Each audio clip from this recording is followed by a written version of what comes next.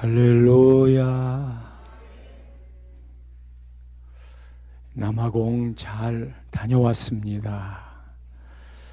기도해 주셔서 감사합니다. 남아공에 가보니 타조를 아주 쉽게 많이 볼 수 있더라고요.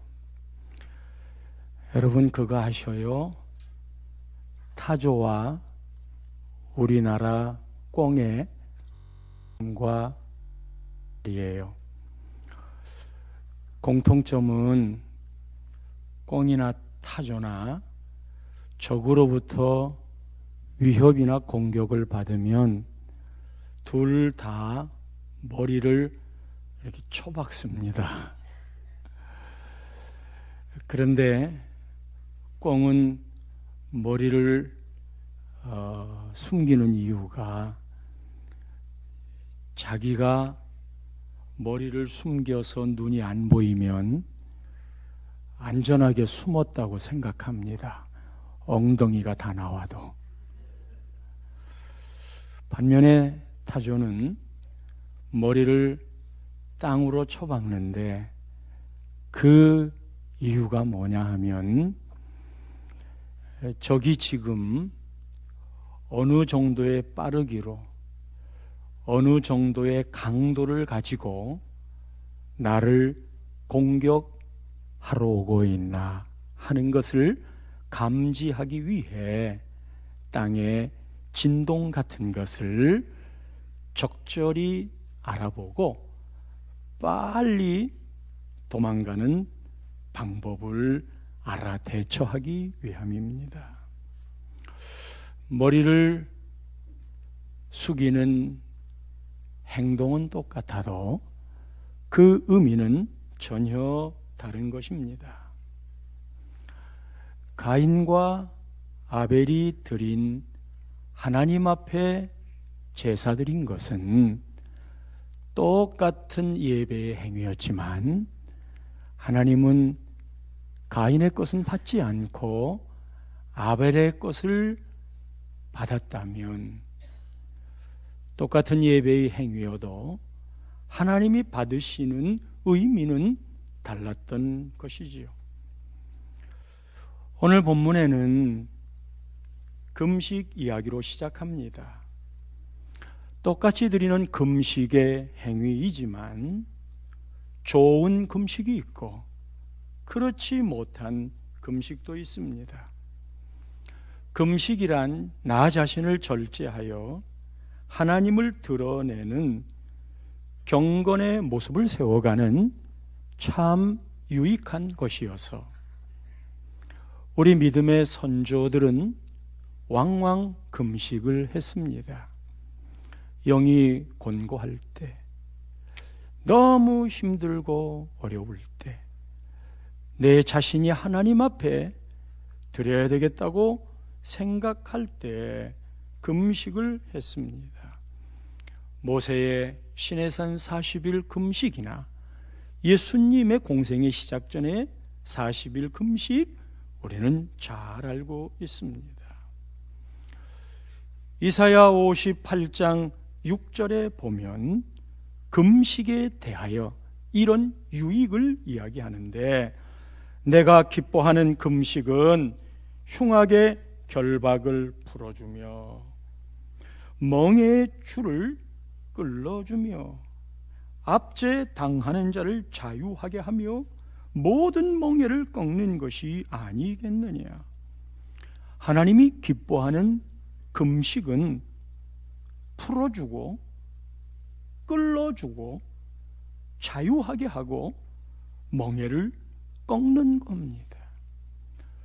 복음의 성격이 그러하듯 내 삶을 묶고 있는 것으로부터 참 자유와 해방을 주도록 하는 것이 하나님이 기뻐하는 금식입니다. 가끔씩 금식하면 이런 유익이 있습니다. 반면에 주님이 슬퍼하는 금식도 있습니다. 마태복음 6장 16절 말씀에 금식할 때에 너희는 외식하는 자들과 같이 슬픈 기색을 보이지 말라. 이유는 그들은 금식하는 것을 사람에게 보이려고 얼굴을 흉하게 하느니라. 나는 금식한다 이거지요. 그러니까 예수님이 기뻐하지 않는 슬픈 금식은 사람에게 보이려고 얼굴을 흉하게 하는 금식, 사람에게 보이기 위한 금식. 내가 진실로 너희에게 이르노니 그들은 자기 상을 이미 받았느니라. 사람에게 보이려고 하는 금식은 사람들이 당신 금식하는구나, 목적 달성이 됐기 때문에 그 금식 기도는 하나님하고 아무 상관이 없다는 거예요. 그래서 진짜 금식은 내가 죽어서 하나님이 하시는 일들을, 그 능력을 나타내는 거라고 그런다면, 잘못된 금식은 내가 기도하는 사람입니다. 그리고 하나님은 전혀 상관없이 사람에게 보이려는 목적을 달성했으니 너는 이미 상을 받았느니라.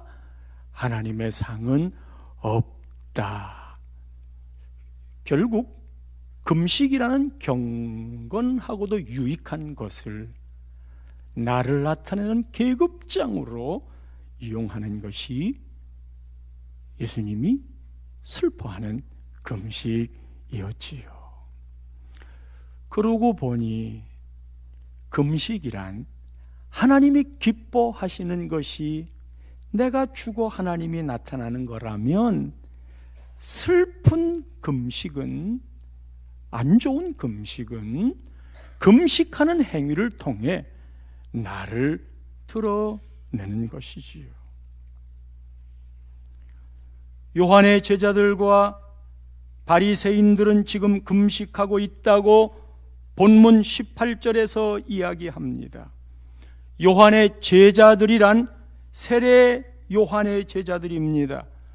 그는 약대 털옷을 입고 광야에서 메뚜기와 석청을 먹으면서 예수 그리스도의 오심을 선포했던 금욕주의적인 신앙의 교훈을 받았던 제자들입니다.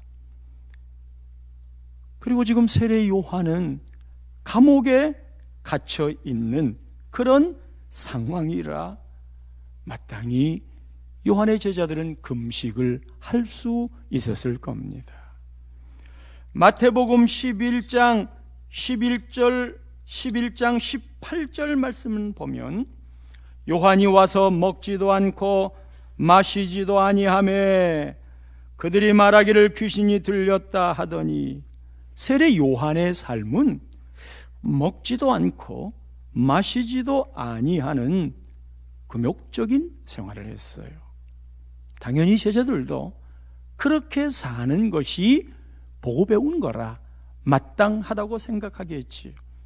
그래서 지금 금식하고 있는 중입니다. 18절 말씀에 바리새인들은 본문에 어떻게 이야기하고 있느냐 하면, 그들도 요한의 제자들 바리새인들이 금식하고 있는지라. 지금 바리새인도 금식하고 있어. 이 바리새인의 금식은 종교적인 행위가 돼요. 일주일에 2번씩 금식을 합니다. 누가복음 18장 12절에 나는 일해에 2번씩 금식하고 또 소득의 11조를 드리나이다. 이 사람들은 월요일과 목요일이 되면 당연히 금식하는 날로 정했습니다. 왜 금식을 해야 되는가 하는 것보다 우리는 이렇게 금식하는 사람입니다 하는 것을 보여주기 위해 월요일과 금요일 그 시간이 되면 무조건 금식을 하는데, 지금 그 금식을 하고 있는 때입니다. 예수님의 제자들은 금식하지 않고 있었습니다. 그래서 응당 이렇게 질문하는 겁니다. 사람들이 예수께 와서 말하되 요한의 제자들과 바리새인의 제자들은 금식하는데 어찌하여 당신의 제자들은 금식하지 아니하나이까? 예수님의 제자들이 금식 안 한다고 지적을 하는 건데, 이것은 당신의 스승 예수 그리스도 금식 안 하고 있는 이유가 뭡니까? 하고 예수님을 공격하기 위한 겁니다. 사실 지금 이 말이 나오는 현장은 바로 그 앞부분을 보면 예수님이 세리 마태를 제자로 부르십니다. 마태는 세리였습니다. 세금을 걷는 사람입니다. 그런데다가 죄인과 더불어 그 집에서 식사를 하고 있습니다. 예수님의 금식의 부분보다도, 아니 어떻게 당신이 세리와 죄인으로 우리는 상대하지도 않는 사람들과 함께 식사를 하는 겁니까? 지금 그걸 말하고 싶은 거예요. 그래서 식사하는 그 모습이, 죄인들과 세리와 더불어 앉아있는 그 모습이 심히 마음에 들지 않습니다. 이거를 종교적인 용어를 빌어 금식에 빗대고 있는 거예요. 우리는 다 금식하는데 당신은 왜 금식하지 않고 이렇게 죄인과 세리들과 함께 식사를 하고 있는 겁니까?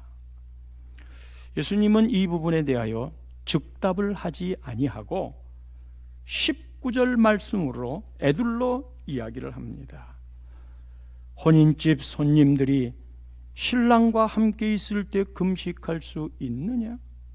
신랑과 함께 있을 동안에는 금식할 수 없느니라. 신랑과 함께 있다는 이 말을 강조하고 있습니다. 여러분, 여기서 신랑이 누구예요? 혼인집의 신랑이 예수님입니다. 지금 예수님이 이 자리에 함께하고 있다, 우리와 함께하고 있다. 그분은 잔치집의 신랑이다, 주인공이다.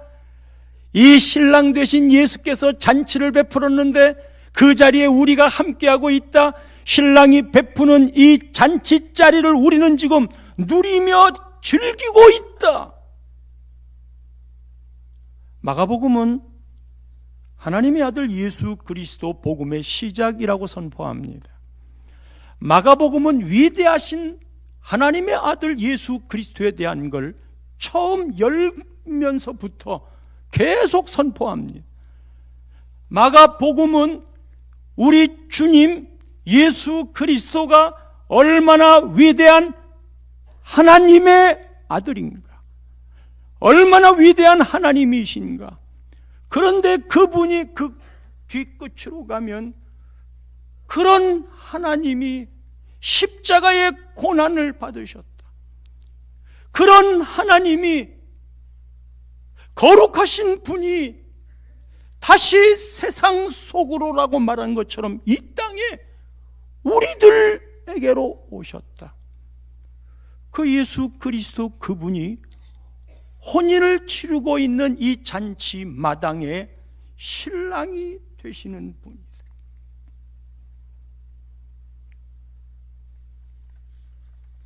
예수님은 복음의 시작이라, 이 복음은 모든 묶인 것으로부터 우리를 자유케 하시는 생명의 능력인데, 병자를 고치시고 귀신을 내쫓았습니다. 그리고 그분은 심지어 중풍병자의 죄사함의 문제까지 해결해 주셨습니다. 나는 혼인집에 잔치를 베푸는 신랑이로다. 예수님 자신에 대하여 고백하는, 예수님 자신을 집중하게 만드는 주님을 기뻐하고 주님이 하나님이신 것을 능력 있고 죄사함을 주시는 그분을 그대가 연합하며 집중하고 있는가? 베드로에게 물어본 마지막 말은 그런 예수 그리스도 나를 네가 사랑하느냐? 얼마나 많은 일을 했느냐가 아니고 예수 그리스도 하나님의 아들 나를 베드로야 네가 사랑하느냐?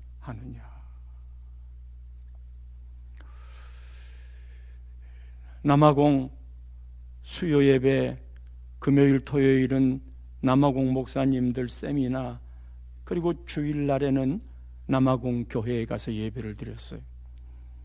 제법 규모 있는 교회에 설교를 했어요. 이분들이 함께 모여있는 그 자리가 정말 혼인집의 잔치 자리처럼 흑인들이 부르는 그 영감의 노래 있잖아요. 스피리추얼한 그런 좀 황홀 영성이 느껴지는 찬양을 예배 시작하자마자 1시간 내내 찬양만 하고 모두 일어서가지고 근데 거기에 영성이 묻어나요. 하나님의 임재를 느낄 만큼. 그리고 1시간 찬양이 끝나니까 교인들이 헌금을 하는데 큰 주발 같은 그릇 2개 놓고 교인들이 다 와서 헌금을 찬양 중에 와서 헌금을 다 앞에서 하고 들어갑니다. 그리고는 또 30분 내내 일어서서 찬양을 하는 거예요. 꼬박 1시간 반을 서서 찬양을 했습니다.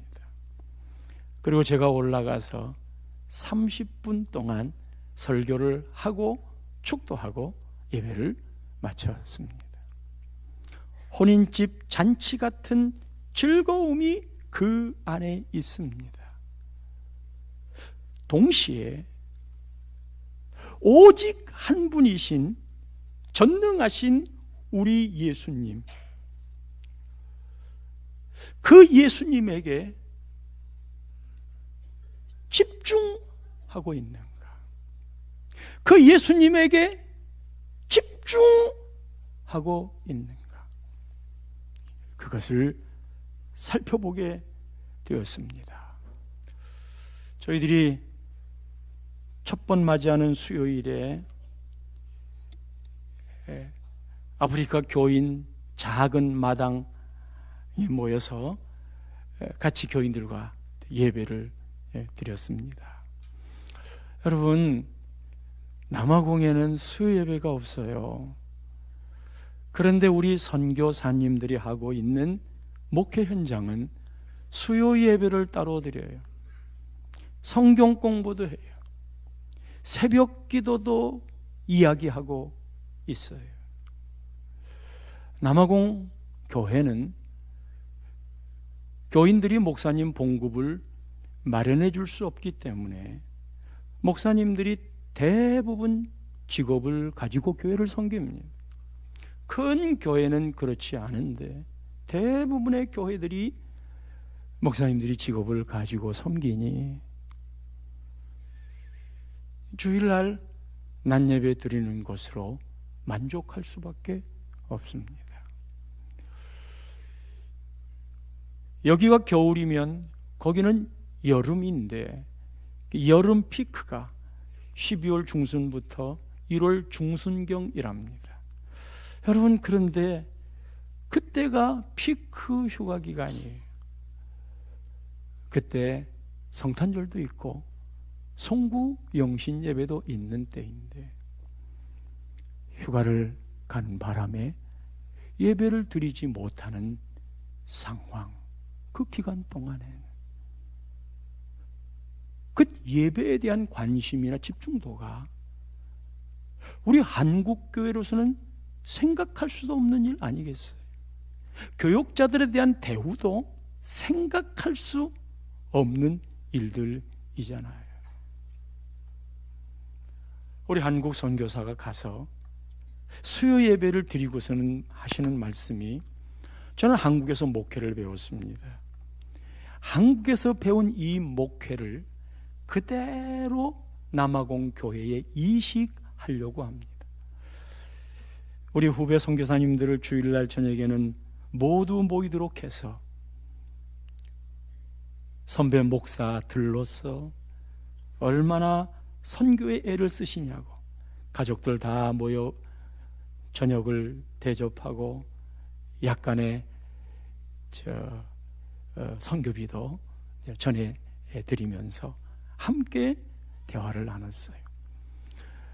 어느 분은 교수 사역을 하시는 분도 있고, 어느 분은 선교회 사역을 하시는 분도 있고, 어느 분은 빈민 선교를 하시는 분도 있고, 또 교육 목회를 하시는 분도 있고, 어느 분은 우리 한국처럼 똑같이 목회를 하시는 분도 계셨어요. 그분은 수요 예배를 드려요. 그 수요 예배를 드리면서 한국에서 배운 이 목회가 전 세계 어디로 가든지 가장 생명력 있고 능력 있고 모범된 목회의 현장으로 자기의 꿈은 한국 교회의 목회를 그대로 남아공에 실천하는 것이래요. 그 얘기를 듣고 그 현장을 보면서 한국 목회를 잘 배운 목사님들이 전 세계에 흩어져서 어느 곳이든지 한국에서 우리가 평범하게 하고 있는 이 모든 목회의 현장들을 그대로 적용하기만 해도 전 세계에서 가장 교회다운 모습으로 세울 수 있는 것이로다. 그런 확신이 더 생겼어요. 한국교회는 정말 기도를 강조합니다. 다른 곳에서는 기도의 열기가 많지 않습니다. 한국에서는 말씀을 철저하게 중심하여 가르칩니다. 우리 지금 암송하려고 내준 거 있잖아요. 그렇게 암송을 소중하게 생각해서 말씀을 읽고 큐티한다고 하는 것을 생각하는 다른 나라의 그리스도인들이 많지 않은 거예요. 우리 한국은 처음에 선교사님들이 왔을 때 말씀 중심으로 선교했고, 그리고 한국의 교인들은 그 말씀을 지키느라고 순종하는 믿음으로 그 바탕을 이룬 거예요. 말씀에 대한 순종, 순수한 말씀의 선포. 그래서 한국 선교사님들이 어떻게 하든지 말씀을 가르치려고 애를 쓰고 있어요. 세 번째로는요, 우리 한국 교회는 오직 예수만 이야기합니다. 그 철저한 복음, 순수한 복음 말이지. 오직 예수만 구원이 있다. 제3세기에 나가보면 여러분 그렇지 않아요. 예수 그리스도를 믿어야만 구원이 되는 절대 복음이 많지 않아요. 거기에 대한 신앙 고백도 하지 않아요. 근데 우리는 얼마나 철저하게 오직 예수 복음을 이야기합니까?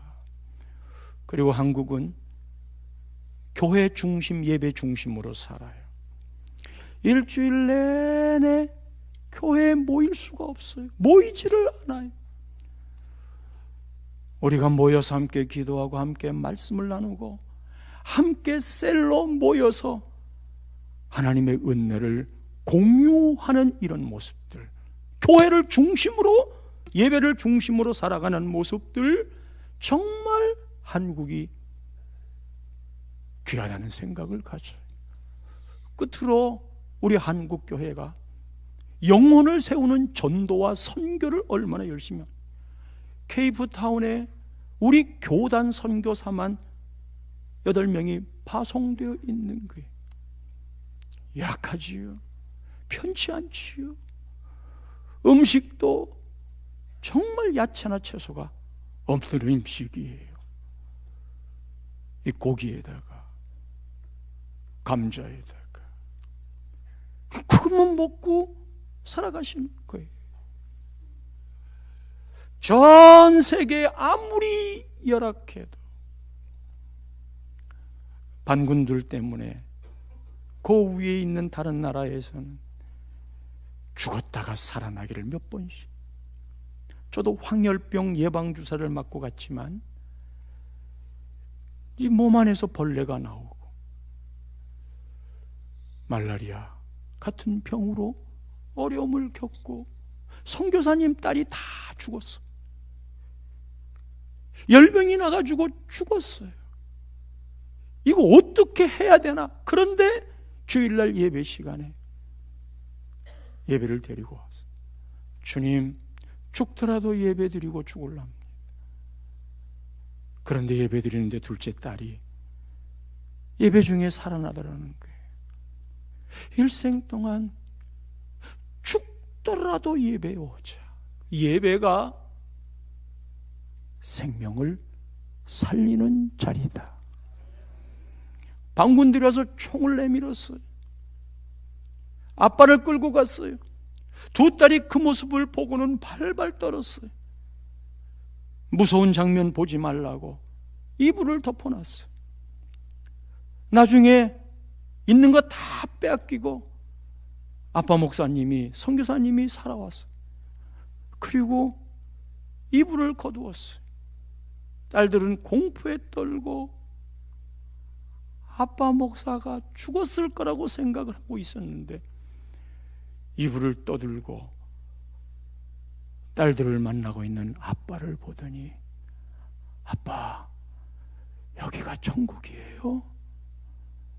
아빠, 우리가 죽어서 지금 천국에서 만난 거예요? 아니다. 다 사는 거다. 그렇게 열악하고 숨죽이는 선교의 현장에 한국 선교사들은 언제나 그 자리에 가서 복음을 전하고 우리의 마음에도 늘 주의 복음을 전하여 전도해야 되겠다는 생각들을 가지며 살고 있는 나라. 이게 이 한국교회의 믿음이 정말 귀하다는 생각을 이번에 또다시 느끼고 돌아온 거예요. 예수님 한 분만으로 만족할 수 있는 것일까? 혼인잔치 자리에 신랑 되신 그 예수님과 함께하고 있기 때문에 우리가 인생의 길에 정말 즐거움과 평강을 누리고 사는 것인가? 그 예수님 한 분에게 집중하며 살아가고 있는 것인가? 그것을 말하는 게 혼인집 신랑에 대한 이야기인 겁니다.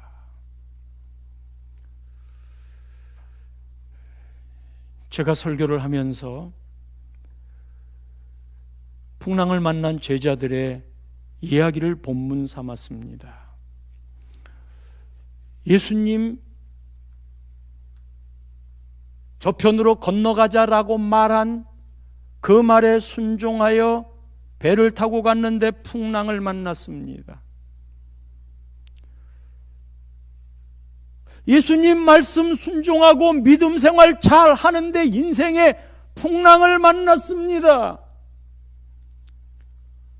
그 말을 하니까 교인들이 모두 외면하듯 고개를 숙이고 있는 거예요.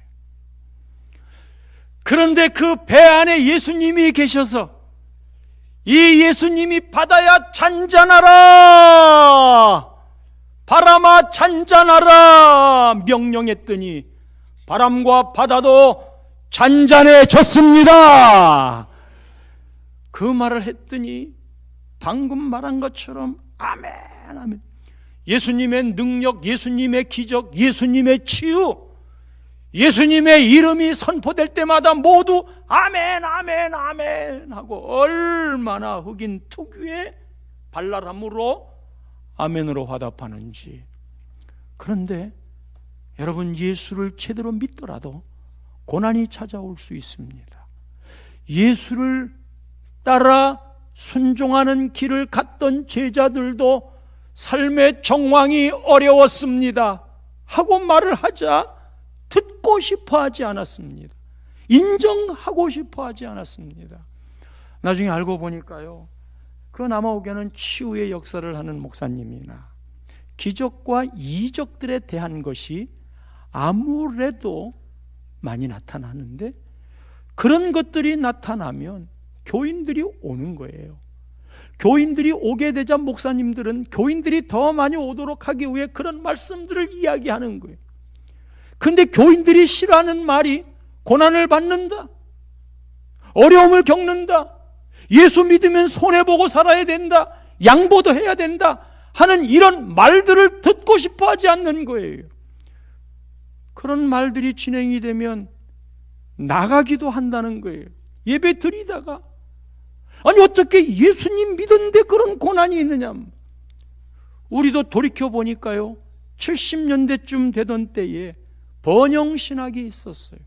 여러분, 예수를 믿으면 예수님의 이름으로, 예수님의 권세로 별의별 기적들이 다 나타나는 게 신앙의 현실 아닙니까?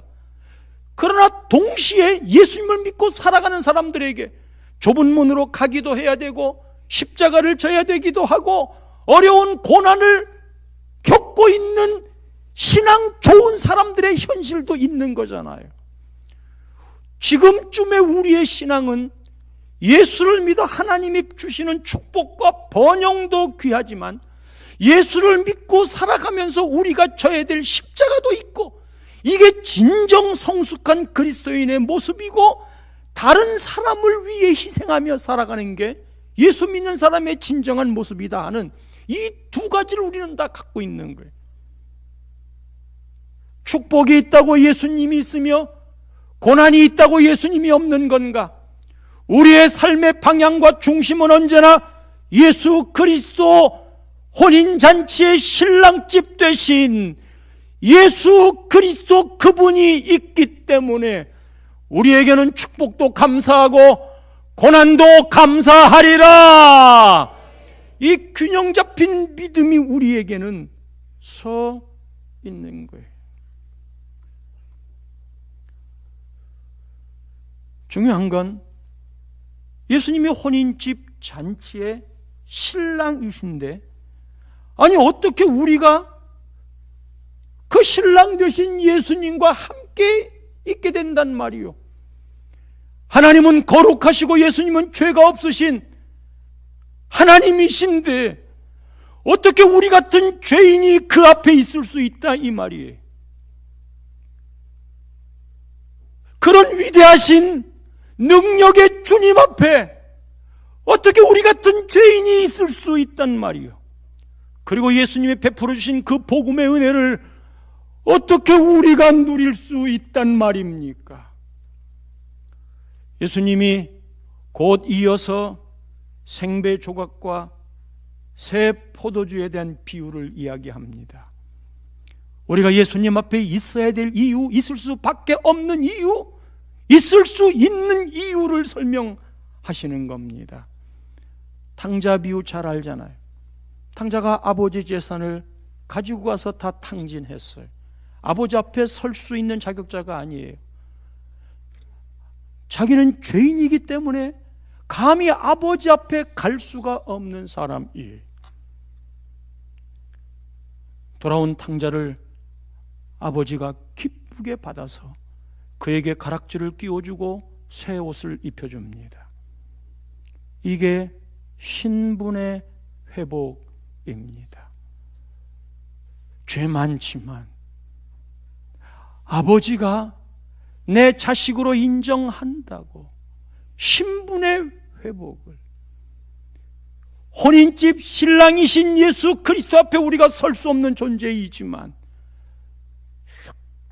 새 옷으로 우리의 신분을 회복시켜 주었어요. 아들이 신분이 회복이 됐어요.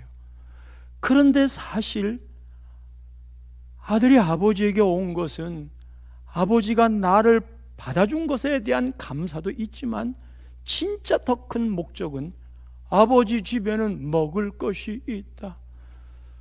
돼지 쥐염 열매도 먹지 못하는 내가 아버지 집에 가는 이유는 신분의 문제보다도 내 배고픔을 해결해 주었으면 좋겠다. 내 아버지 집에는 먹을 것이 많다.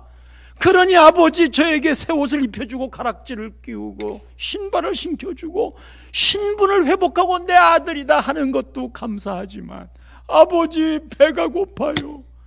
먹을 것 좀 주세요. 그게 새 포도주의 풍성함으로 이 땅에 사는 동안 하나님의 자녀인 우리들을 우리 하나님이 먹여주시고 채워주시고 이끌어주시고 풍성하게 해주시고 이 땅에 사는 날 동안 우리의 인생길에 살아갈 수 있는 힘과 여건과 풍성함을 주신 그 은혜 때문에 오늘도 살아가고 있는 줄 믿습니다. 그거를 말하고 싶은 거예요. 생배 조각 헌 옷에 붙이면 헌 옷이 다 찢어진다. 새 포도주 헌 부대에 넣으면 다 발효가 되어서 터져버린다. 새 옷을 입힌 것이나 새 포도주는 모두 예수 그리스도 우리 주님의 생명력과 풍성함과 다이나믹한 살아있음을 이야기하는 건데 어찌 이 예수의 생명을 종교의 틀에다가 붙잡아 매겠는가? 어찌 예수의 이 살아있는 생명력을 헌 부대에 넣어서 터뜨리게 하겠는가? 자기를 나타내려고 하고 사람에게 보이려고 하는 신앙으로 살아가는 그 부대 안에 어떻게 예수님의 생명을 담을 수가 있겠는가? 여러분, 예수님의 생명은 나를 나타내고자 하는 것이 아니외다. 예수님의 생명은 하나님의 생명력을 들여오는 것인지라. 기존에 갖고 있는 종교의 틀에다가 우리의 믿음을 담을라 치면 예수의 생명은 결코 살아날 수 없다고 하는 것이 예수님이 하시고 싶은 말씀입니다. 그렇기 때문에 예수님의 교훈과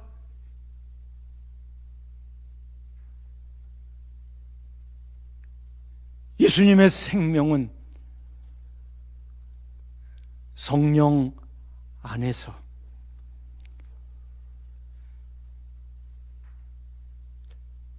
내가 살아나는 것이 아닌 하나님께 영광을 돌리는 그 옷으로 그 부대 안에 담지 아니하면 우리의 신앙은 결코 예수의 복음을 누릴 수 없는 자임을 예수님이 강조하여 말하고 있습니다. 다음 주에 나눔의 교회 중직을 선출합니다. 우리가 중직을 바라볼 때 그 기준이 야, 저 사람 능력 있어, 저 사람 뭔가 열심히 하네, 그리고 막 저 사람 헌금도 많이 하네, 아우 막 참 좋아. 그것을 포함 안 하는 건 아니지만 정말 중직은 예수님만이 내가 누리고 있는 이 삶의 잔치자리에 신랑 되신 분이고 우리는 신부 되는 사람. 신부는 신랑을 기다리고 신랑이 전부이고 그 전부 되신 신랑을 즐거워하고 사랑하는 게 신부인 우리들의 모습이다.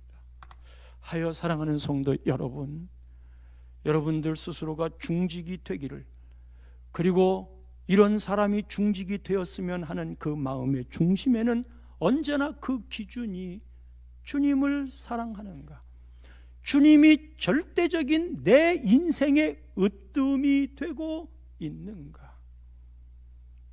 예수님 없이는 살 수 없는 사람인가.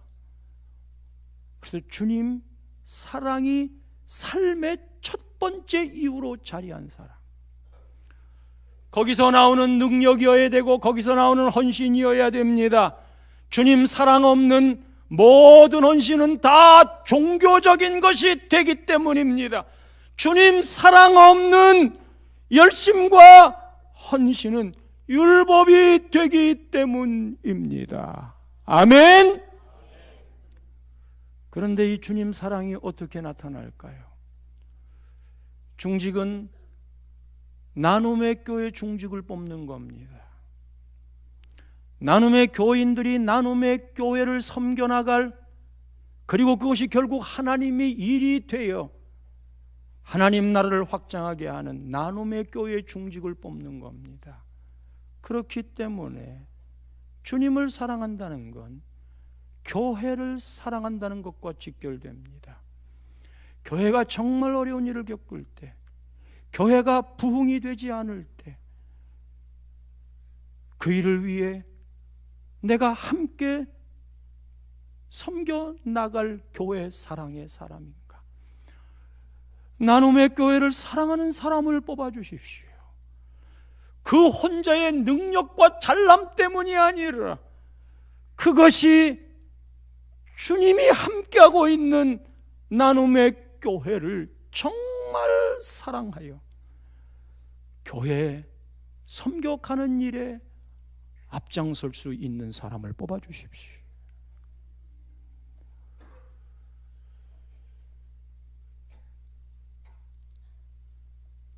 새술은 새 부대에 담아야만 모든 이들이 누리는 풍성을 유지할 수 있습니다. 할렐루야.